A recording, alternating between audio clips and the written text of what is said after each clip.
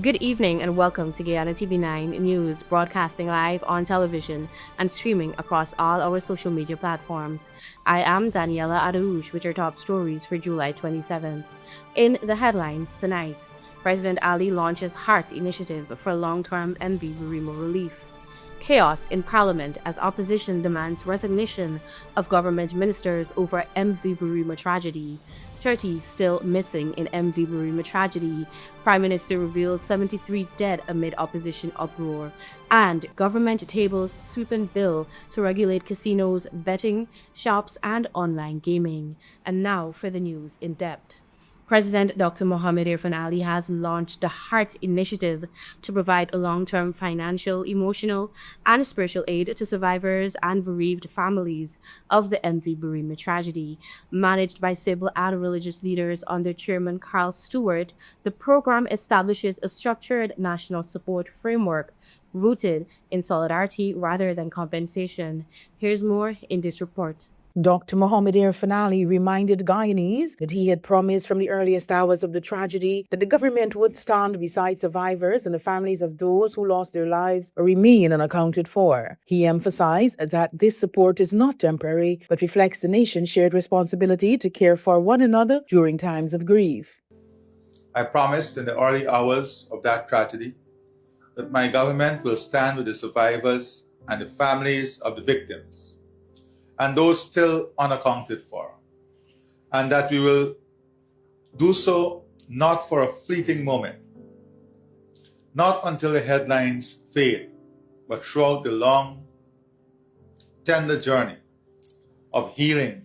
Dr. Ali stressed that the assistance being provided is not compensation, but an expression of national solidarity. He said Guyanese have always faced hardship together and that no grieving family should have to endure its pain alone. According to the president, the country's strength lies in its compassion, unity, and commitment to supporting one another. The newly established Heart Initiative is an acronym for Hope, Empathy, Aid, Resilience, and Trust, and will be overseen by respected religious and civil society leaders from across Guyana. The body will be chaired by Mr. Carl Stewart and will coordinate practical, emotional, moral, and spiritual support for everyone affected by the tragedy. Necessary work of healing. It shall be known as the Heart Initiative. H-E-A-R-T. Hope, empathy, aid, resilience, and trust. Hope for the grieving, empathy for the broken, aid for the hurting, resilience for the journey ahead, trust that it will never be forgotten. This initiative will be overseen by trusted and respected religious and civil society persons drawn from across Guyana. The president also announced that former Belizean Foreign Minister and Attorney General Imran Harrison Courtenay has been asked to help develop the framework for financial assistance to survivors and the families of victims. He noted that Courtenay's legal and governmental experience will help guide the process, while reiterating that the assistance should not be viewed as compensation. President Ali called on all Guyanese to unite in support of those affected by the tragedy. He urged citizens, faith-based organizations, and stakeholders to embrace the Heart Initiative as a national effort rooted in kindness, unity, and compassion, while praying for strength and guidance as the country continues to heal. Melly Morris, reporting for Guyana TV9 News. The fifth sitting of Guyana's 13th Parliament descended into chaos on Monday as opposition members staged a dramatic protest demanding accountability for the deadly MV BARIMA tragedy, forcing the Speaker of the National Assembly to suspend the proceedings and call a recess. The disruption came amid mounting public outrage over the sinking of the passenger and cargo vessel, with opposition parties insisting that those responsible must be held accountable. Adana Darek was at Parliament and filed this report. Outside the Arthur Chong Conference Center, where Parliament was meeting, members of various opposition parties, supporters, and grieving relatives of victims gathered in protest, calling for the immediate resignation of Public Works Minister Bishop Juan Etchil and former minister within the Ministry of Public Works Deodat Indar. Protesters maintained that accountability must begin at the highest levels of government, arguing that expressions of sympathy alone are insufficient in the wake of the national tragedy. One relative of a victim who perished in the disaster vowed to continue fighting for justice, telling reporters that she would not give up until the government does the right thing. Everybody go see me, let him please. It's not easy what people went through, who can people for. And this, me tell everybody, it hurt me so bad because me lose me niece and my sister. She not animal, she just people like me who must do the right thing. I must tell the people the good thing and not the bad thing. Must telling the people the truth. I really need justice. Emotional scenes unfolded as grieving families joined demonstrators in demanding answers, insisting that the country cannot simply move on without those responsible being held to account. Me go fight. Me not care when people tell me go fight. Me just need this. Let everybody see this thing what people going through. Can I see what they're going through and pain. I be this feeling for me, family that when me lose. It's not easy what me going through. When me see my sister, me niece from the picture, he hurt me so bad. He hurt me porque me last, me sister na animal. Inside the National Assembly, tensions escalated when Prime Minister Brigadier Retired Honorable Mark Phillips attempted to deliver an account of the government's response to the tragedy. Opposition leader Azzuddin Mohammed was the first to approach the podium in protest and was quickly joined by several opposition parliamentarians, including members of APNU. Government members of parliament then surrounded the prime minister as shouting erupted across the chamber, bringing parliamentary proceedings to a standstill before the speaker ordered a recess. The joint opposition has remained steadfast in its demand for the resignations of Minister Juan Edghill and Deodat Indar, maintaining that accountability must extend beyond condolences and public statements. Opposition members argued that public officials entrusted with responsibility must also be prepared to accept responsibility when tragedy strikes, warning that failure to act would undermine public confidence in the government's commitment to transparency and justice. The MV Barima capsized and sank off Ghana's coast on July 18th while traveling from Georgetown to the Northwest District, leaving dozens dead and prompting widespread calls for accountability over one of Ghana's worst maritime disasters. As investigations continue, the tragedy has sparked a national debate over maritime safety, government oversight, and political responsibility, with victims' families and opposition leaders vowing to keep up the pressure until those they believe are accountable for the disaster. Adana Dark, Ghana TV9 News. Following the MV Barima tragedy, the government of Guyana mobilized immediate medical care, meals, clothing, and free transportation for survivors. To support the grieving relatives, the state is covering all funeral expenses and funding travel for victim identification. Specialized emergency family assistance centers are providing ongoing psychosocial counseling across Georgetown, Port Kaituma, and Mavaruma. Additionally, President Ali launched the Civic-led Heart Initiative to deliver structured long-term financial aid and emotional rehabilitation to every affected family. A 5-member International Commission of Inquiry will investigate the MV Barima sinking, Guyana's deadliest maritime disaster, with 73 confirmed fatalities. Chaired by Justice Godfrey Philip Smith, the independent panel will examine vessel seaworthiness, potential negligence, and response failures to prevent future tragedies. Here's more in this report. The inquiry is expected to provide answers to grieving families while determining whether any wrongdoing occurred. Established under Section 21 of the Commissioners of Inquiry Act, the Commission will independently investigate the circumstances surrounding the vessel's capsizing and sinking. It will also assess the search, rescue, and recovery operations and identify any shortcomings in the response. Appraising the competence, qualification, training, and conduct of the vessel's master and crew, including compliance with established maritime safety and emergency procedures. Scrutinizing passenger management, including embarkation procedures, manifest preparation, the possible overcrowding of the vessel, the stowage of cargo, the availability and use of life-saving equipment, and adherence to passenger safety requirements. Recommending any legislative, regulatory, institutional, and operational reforms, together with any other measures necessary to strengthen maritime safety, improve emergency preparedness and response, and reduce the likelihood of similar tragedies occurring in the future.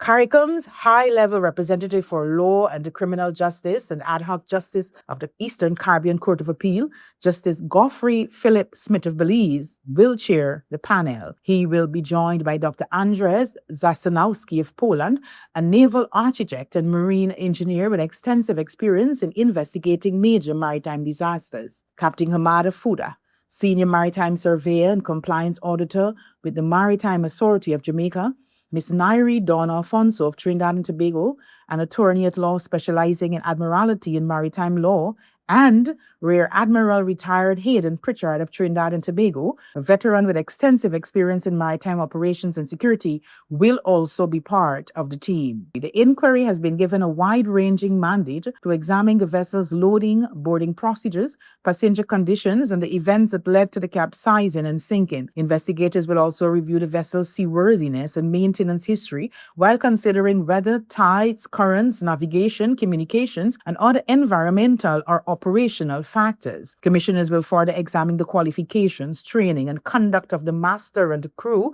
as well as passenger management systems, manifest preparation, possible overcrowding, cargo storage, and the availability and use of life-saving equipment. The panel will also determine whether maritime laws, safety standards, and ferry operating procedures were followed. At the conclusion of the inquiry, recommendations are expected to be made for legislative, regulatory, and operational changes aimed at strengthening Guyana's maritime safety system and improving emergency preparedness and response. The terms of reference of the Commission of Inquiry will be establishing the full circumstances surrounding the tragedy, including the causes and all other factors relating to the loading of the vessel, the boarding of passengers, conditions on board, the capsizing and sinking of the MV BARIMA, and any other related matters.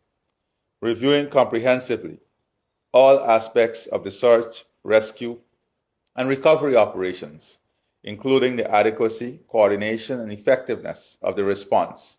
The legal instruments required to formally establish the commission are being finalized before the inquiry begins. The MV BARIMA sank on July 18 while traveling from Georgetown to Port Kaituma Region 1, triggering Guyana's largest maritime search and recovery operation. Authorities have confirmed that 73 bodies were recovered, with 69 possibly identified and 63 released to families for burial as of Saturday. Government agencies continue providing affected families with counseling, medical care, psychosocial assistance, and other support as recovery efforts continue. More news after the break. Do stay with us.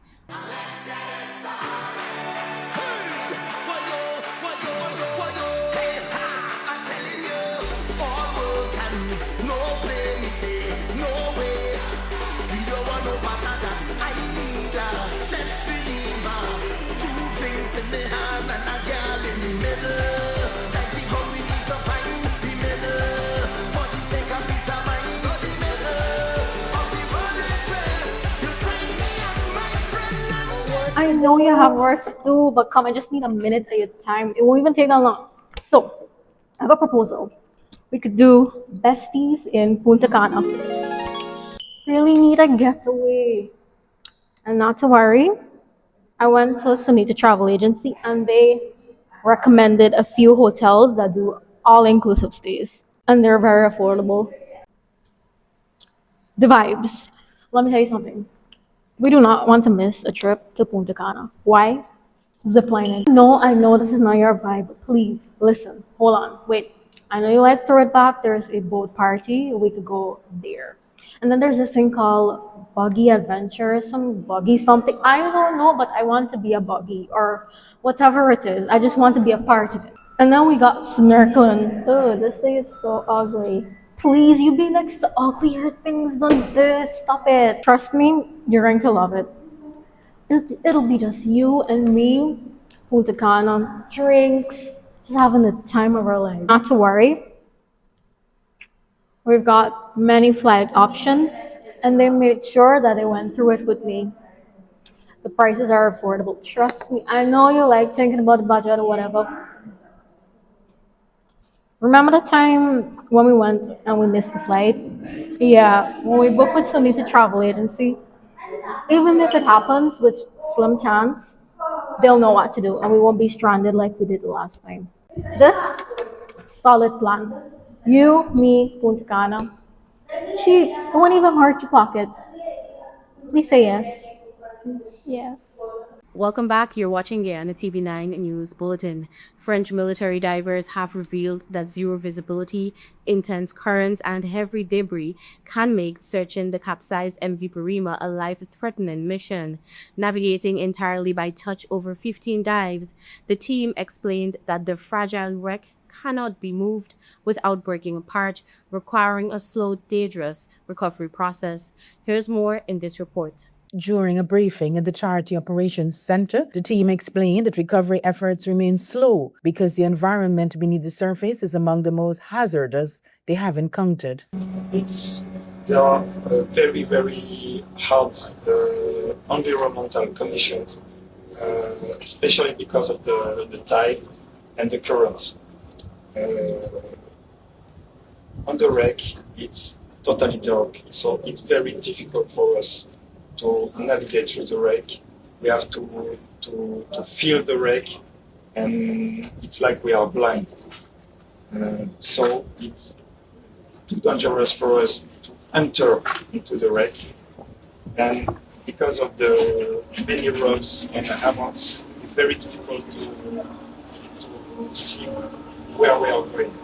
The French officer said the team arrived in Guyana last Monday and has carried out approximately 15 dives since beginning operations on Tuesday. Rather than relying on visibility, divers must navigate entirely by touch, following guide ropes before carefully identifying sections of the vessel by feeling its structure. Strong tides and fast-moving currents continue to make every movement inside and around the wreck extremely difficult. The operation has become even more dangerous because of the tangled ropes, hammocks, and other debris trapped inside the overturned vessel. According to the officer, entering the wreck carries significant risks as divers can easily become disoriented or entangled. He emphasized that the slow pace of the search is not due to a lack of effort, but because safety remains the top priority under such unforgiving conditions. The weather conditions and the environmental conditions of the seats are really, really hard.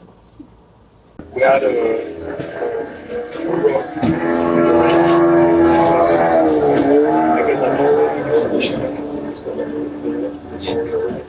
so there was a rope on the wreck. We just follow the rope, arrive on the wreck, and try to navigate by searching the characteristic of the wreck. So we were able to follow the lines of the wreck and try to feel if there was a door or window or hammocks or whatever. But it's quite in the mud. It's totally dark. During the briefing, a concerned relative of one of the deceased asked whether the vessel would simply be moved to make recovery easier. In response, the French officer explained that such an operation would be extremely difficult because the wreck is structurally fragile and could break apart if disturbed. He also thanked the Guyana Defense Force for its continued logistical support, noting that the greatest challenge remains the severe underwater conditions rather than the resources available. The French Armed Forces are working alongside specialist divers from Trinidad and Tobago, local dive teams, and other international partners as part of Guyana's multi-agency recovery operation. Authorities say every search is being conducted carefully to maximize the chances of locating those still missing while protecting the lives of the divers involved. The MV BARIMA capsized on the night of July 18, 2026, while traveling from Georgetown to Port Kaituma in Region 1. A distress call was received at approximately 11:01 p.m., triggering one of the largest maritime search and rescue operations in Guyana's history, involving the Guyana Defense Force, Coast Guard, government agencies, private vessels, and international assistance from France, Brazil, and Trinidad and Tobago. Melanie Morris, reporting for Guyana TV9 News. Prime Minister Brigadier Retired Mark Phillips on Monday told the National Assembly that 30 people remain missing following the MP BARIMA tragedy, even as opposition protests disrupted his address. He reported that 76 survivors have been rescued, while the bodies of 73 victims have been recovered.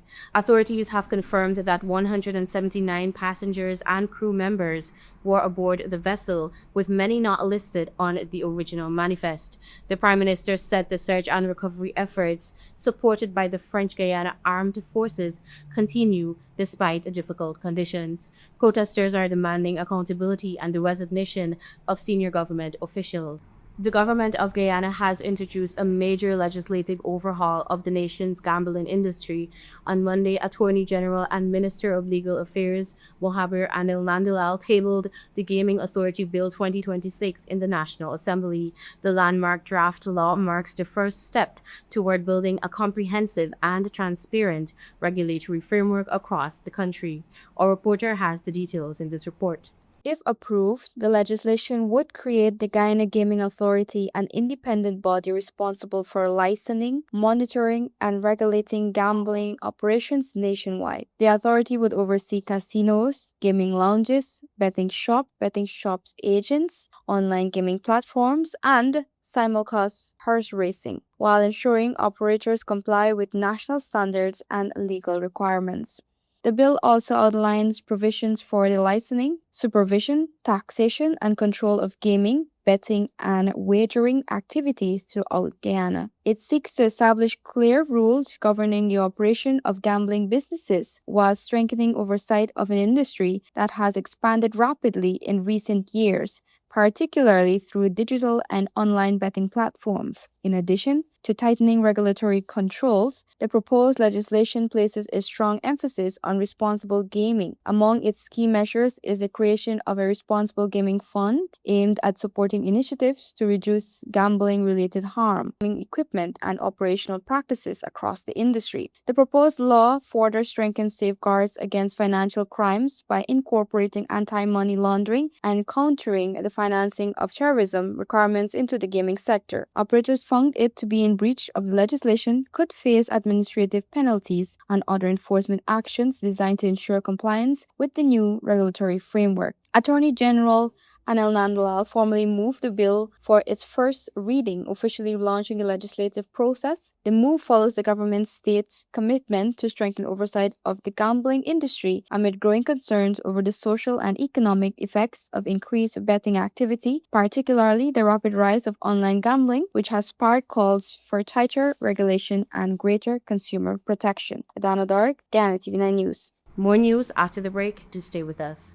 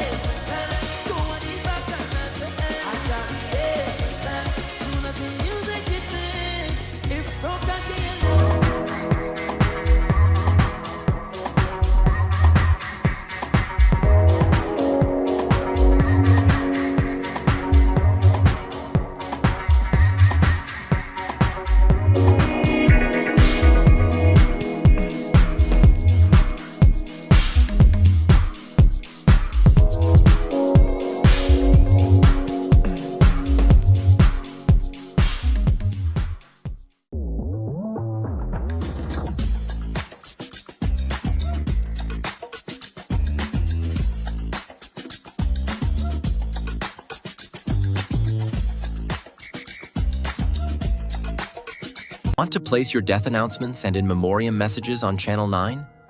Call 592-761-5006, 710-5008-600-5006, or visit our office at Lot 85A Lamaha Street, Albertown, Georgetown, Century 21 Building. Guyana Channel 9 is now Guy TV9, proudly under new management. We're building stronger with a balanced and open platform for all advertisers. Whether you're promoting a business, service, or event, your message belongs right here. So choose your spot, news, prime time, or anytime, and reach viewers across Guyana. With affordable rates and professional service, Guy TV9 is your partner in progress. So visit us at Lot 21A, Lamahar Street, Georgetown, in the Century 21 building, or call 600-5006 or 761-5006. Guyana TV9. New leadership, fresh outlook, real results. Welcome back now for your Caribbean News Brief. Kingston Creative has become the first Caribbean organization to receive a prestigious UNESCO Ashburg grant for artists and cultural professionals. The Jamaican non-governmental organization was selected as one of just 16 recipients worldwide from more than 1,000 applications. The grant will support programs aimed at strengthening the creative sector by providing greater opportunities for artists and cultural professionals. Jamaican officials have hailed the award as a landmark achievement for both the country and the wider Caribbean, saying it highlights the region's growing influence in the global creative industry. JetBlue has announced plans to introduce a new domestic first-class cabin later this year, a move expected to benefit travelers to and from the Caribbean. The airline, which operates extensively throughout the region, says the new premium service forms part of its strategy to expand travel options and enhance the customer experience. The first-class product will be introduced on selected routes as JetBlue continues to strengthen its presence across the Caribbean market. Haitian police are searching for a senior education ministry official who was kidnapped while returning home. The victim, Ecclesiaste Telemake, serves as chief of staff to the Minister of National Education. Authorities say no ransom demand had been made up to Sunday as investigations continue. The kidnapping comes as Haiti steps up security measures ahead of its planned general elections, with authorities continuing efforts to combat escalating gang violence across the country. Turning to international news, Romania has expelled a Russian diplomat following repeated drone incursions into its airspace. Romanian officials say the decision was made after several violations linked to the ongoing war in neighboring Ukraine. The Russian ambassador was formally notified of the move.